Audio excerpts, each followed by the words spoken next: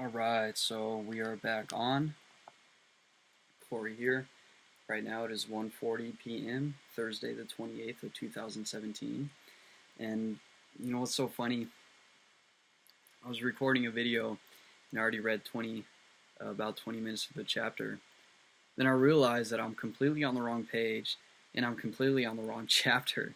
I backtracked like at least five chapters, because something had happened and we were going over what Christian D.Larson would be talking about, and how he would he repeats himself in a lot of throughout this entire book, and he talks about the same, pretty much the same concept, just in different ways. And that's kind of what all these chapters are about. You know, it's just this powerhouse of mind that we have, and the effects that our mind has upon our body, has upon our subconscious, and you know, all these. It's a power that's it's the creative power of the universe. And all these chapters, they have different titles, but he's kind of explaining the exact same things in each and every single one. You know, this power will have, you know, like chapter 14 or chapter 11. I'm sorry. It is entitled "Mental States That Perpetuate Youth," and if we go back, chapter 10, mental states that produce conditions of age and how to remove them. You know, so even if these chapters have different entitlements or different titles, he's still kind of talking about the same thing. You know, he's really beaten down on the fact that really to live young, we have to enter that state of mind and knowing that the body is continuously on the process of renewing itself. That's what the body does. It's always maintaining its own health. And that when we think correctly, when we think along with the lines of nature, and we're not interfering with the healing process that the subconscious already does itself, then the natural process of healing will happen, you know, without the interference of the conscious portion of our mind. Because this power, it is all power, and it is, once we learn how to direct it and use it in the way that it's supposed to be used, and how God has created it, intended for us to use it, then we're going to be able to create, you know, the life in this world how we want to create. No, we have the power to create worlds, you and me together. You know, we have to, and that power is originated through our mind. You know, when we grow as a mind, and we grow as a consciousness, and we understand the power of our thoughts, and that this body mind, this subconscious portion, this unconscious mind that we are in control of, you know, the conscious self-aware portion is the one that directs all the unconscious energies of what we are. These unconscious energies are the ones that are really the powerhouse of who we are, because the conscious mind is likened to the ant, and the subconscious is the elephant.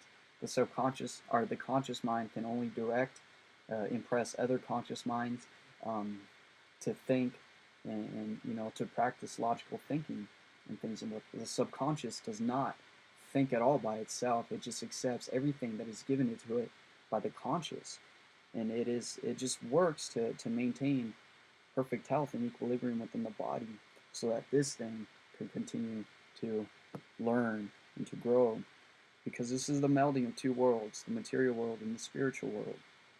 And the spiritual world manifests itself through the material, for the spiritual world is the real world, the real thing that is happening here and now. It is the invisible world that everyone has been distracted from, because we have been given so many distractions, such as TV, games, media, music, all this stuff to distract people, and they just pull this fake world over the eyes of people, so they can't see the reality of things. And that reality is, in fact, that we have the power to create our own world. Imagine that. Imagine a world where people are conscious of the fact that they're creators, that we're all one with God, and that we all have the power to create our reality. And imagine that, a world where people just come together and they create together, and they live in harmony together.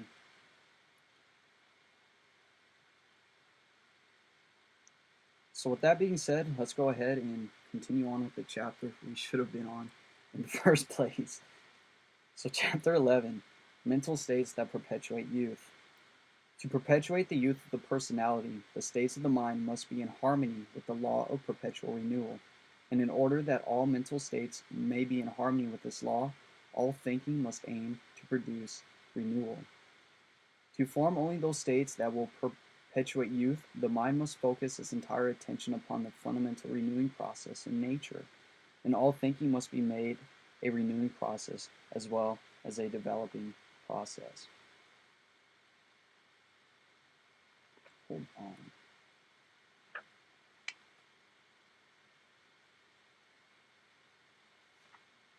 Okay, I don't believe we've read this one. Chapter 10. Chapter 10 was the last one we read. Okay. Like I just said before the start of this video, he repeats a lot of what he said in each and every single sentence, just so we keep going over it. We keep repeating it until it helps us to understand it. But sometimes it could kind of leave me like, did I read this chapter already? Have we gone over this? Oh man, let's go ahead and move on.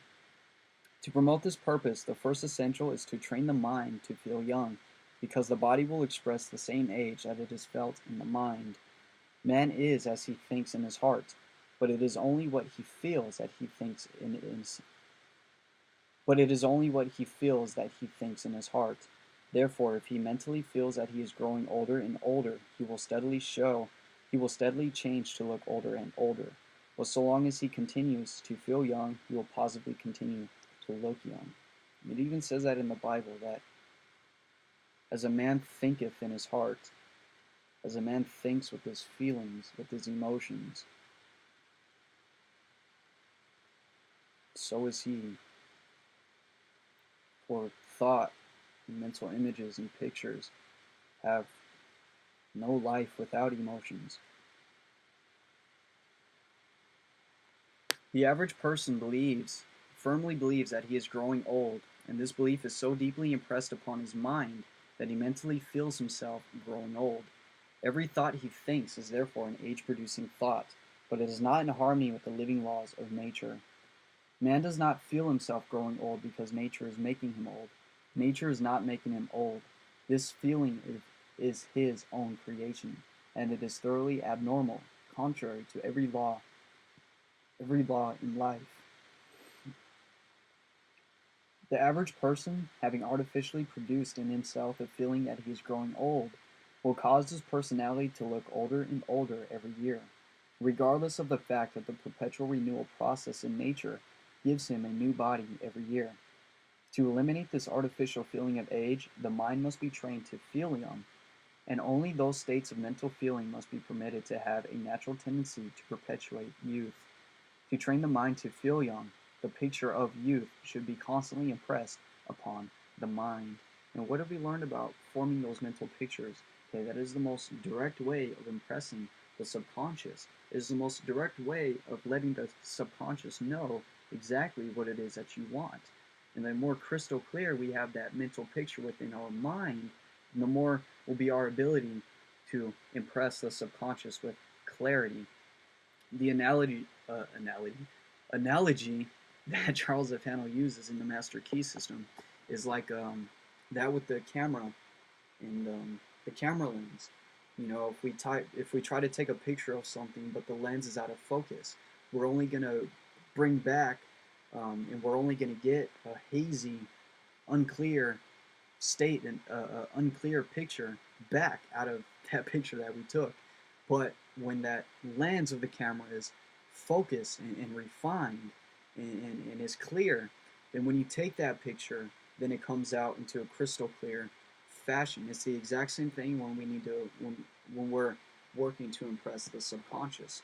We have to be able to form the clearest mental picture that we can within our mind, so we have a clear, concise image to be impressed upon the subconscious. So the subconscious knows exactly what to begin to work on. Because if it only gets a hazy state, it's not going to be able to know what to work on. It's going to work on building that haziness. But when you have that clearness, it's going to work on building that clearness. To think of age is to picture upon the mind conditions of age. Therefore, age should never be thought of or mentioned at any time not even in the attitude of humor. What we think of during states of humor will impress the mind just as readily as what we think of during states of serious thought. Therefore, the idea of age must be eliminated completely from all thinking. The ideas of age and the mental pictures, and the idea of age, like we've mentioned before, is connected to that race habit. With the idea of getting older, you're building those mental pictures that you're getting older, and that gets impressed upon the subconscious. The subconscious will then in turn go on to build that within the body.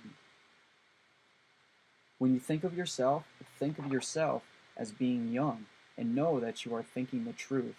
You are young. The laws of nature are constantly at work perpetuating your youth.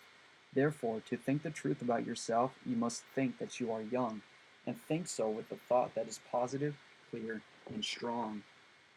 To establish this thought about yourself, the power of affirmation may be employed to the greatest advantage, but to affirm a statement of truth, it is necessary to deeply feel that the statement is the truth.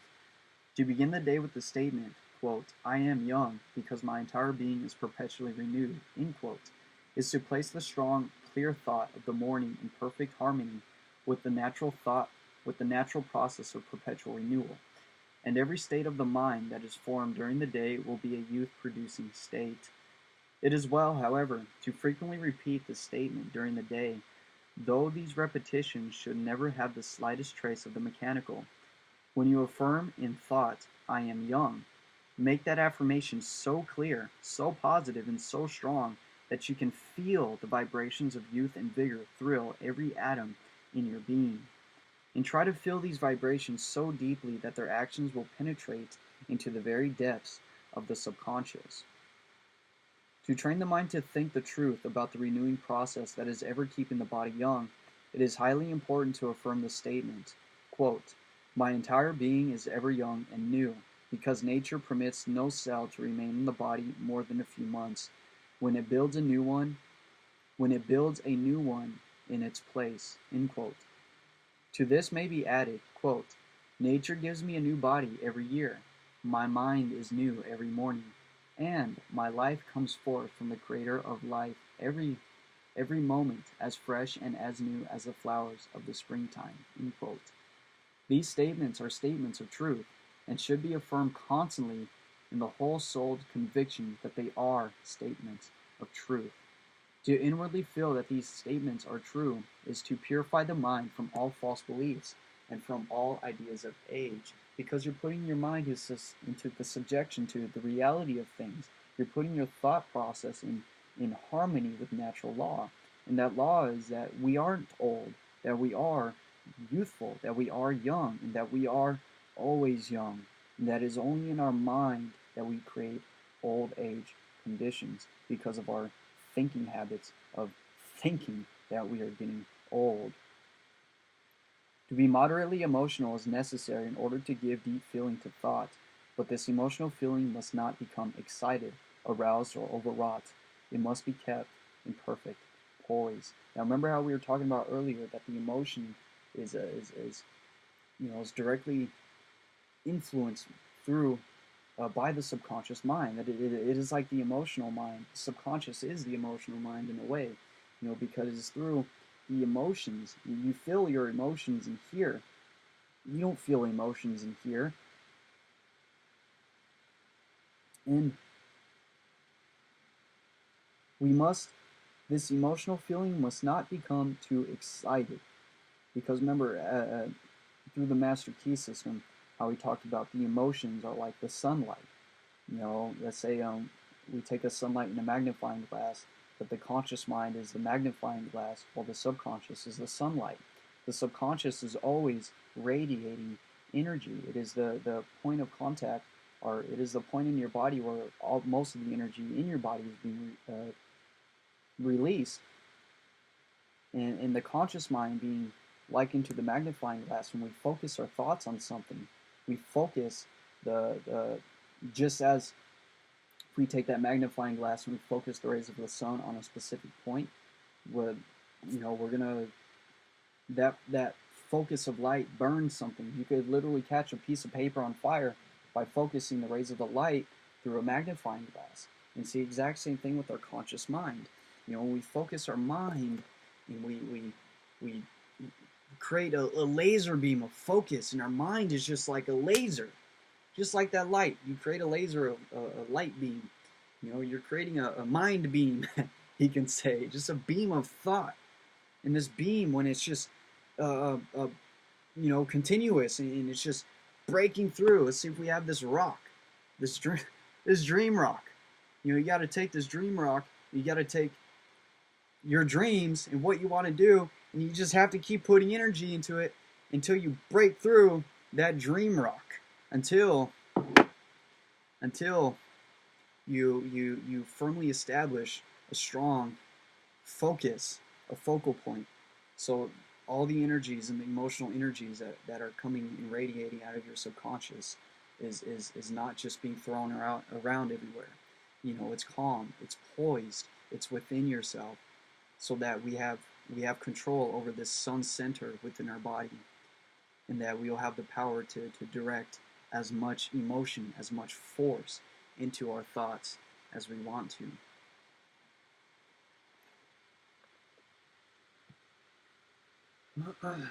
The most powerful forces of mind are those that are deeply emotional, but that act so quietly that they appear to be perfectly still. When such forces are permeated with a strong desire to perpetuate youth, they will positively do what they desire to do. In the use of affirmations, another essential is not to confound suggestion with statements of truth. To suggest an idea to the mind without giving direct conscious thought to the fact that it is true is a violation of mental law, and though it may prove beneficial in the superficial and temporary sense, still it is permanently detrimental to the deeper mental life, especially if it's not truth. If it's not truth, then it's a wrong thought. It's a wrong way to think, regardless of how great the thought of it might make you feel. It's because it's not natural law. It's not the truth. It's not the way things really work. If a person thought about flying and they went to jump off a roof to fly, their belief that they could fly is not going to overcome the law of gravity.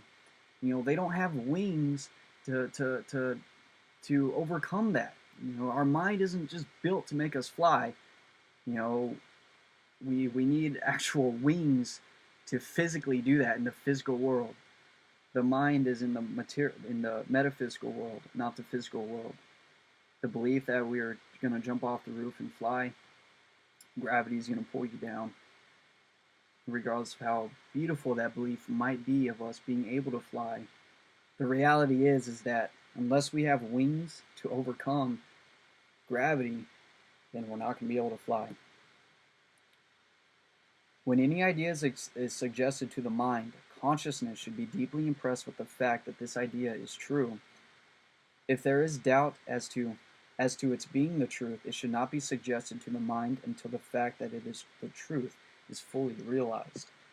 The science of affirmation is to affirm only those ideas that the mind feels to be absolutely true, and then to deeply think of them as being true while the affirmation is being made. The statement, "I am young," is absolutely true. It simply gives expression to a fact in nature. Therefore, the mind can affirm, "I am young," with the full conviction that it is the truth. And the more frequently the mind makes this affirmation, in the full conviction that it is the truth, the sooner will the body begin to express what it is, perpetual youth. The power of affirmation to produce mental states that perpetuate youth is very marked, and it is a power that should be employed daily, regardless of how many other and seemingly superior methods we may find. Nevertheless, the power of affirmation is insignificant in comparison with clear mental imagery. Now, Wallace D. Wattles says the exact same thing too in The Science of Being Great, and he says that no power is formed in the use of strings of words and repeating the same words over and over again. Yeah, they might be an affirmation, but the real power that a man has is in his thoughts, within his mind. That we want to focus on going into the silence and changing the way we think. And what Wallace D. Wattles, the the practice that he gives us is to go into the silence, build that mental picture, think from that picture, and stay there. Stay there for the time being. And then once we leave meditation, go out into the world, keep doing your best to keep that thought that you had within your mind. Remember, we have to live from that image that we created of ourselves. That is how we create ourselves to be something entirely new. And yeah, I kind of lost my train of thought where I was going with that. We were talking Wallace Waddles, because it's all thought. It's habitual states of thinking. It is the mind that's gonna make all the difference, and not just the words that mind will employ. The mindset, the mindset, the mindset. Because remember, who we really are, who you and I really are, is behind our thoughts, is something beyond our thinking. You know, we're just something that just is, an awareness that just experience everything here and now. And if we just focus on living in the moment and not thinking about anything, you know, we could really see how our thoughts will interfere with whatever it is that we are observing. It's amazing. It's phenomenal.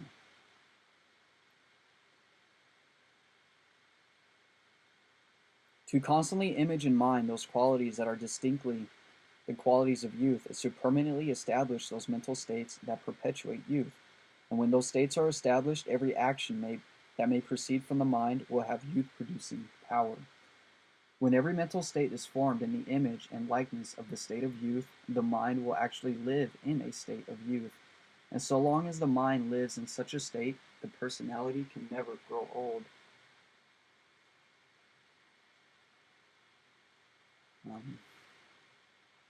The reason why is found in the fact that the conditions of the body are invariably the exact externalizations of the states of mind.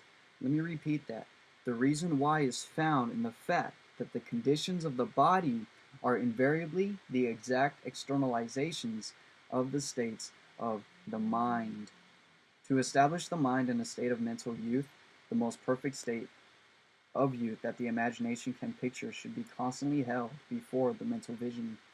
This picture should be looked upon not as a mere possibility to be realized in the coming days, but as an actual reality that is at hand to be realized now.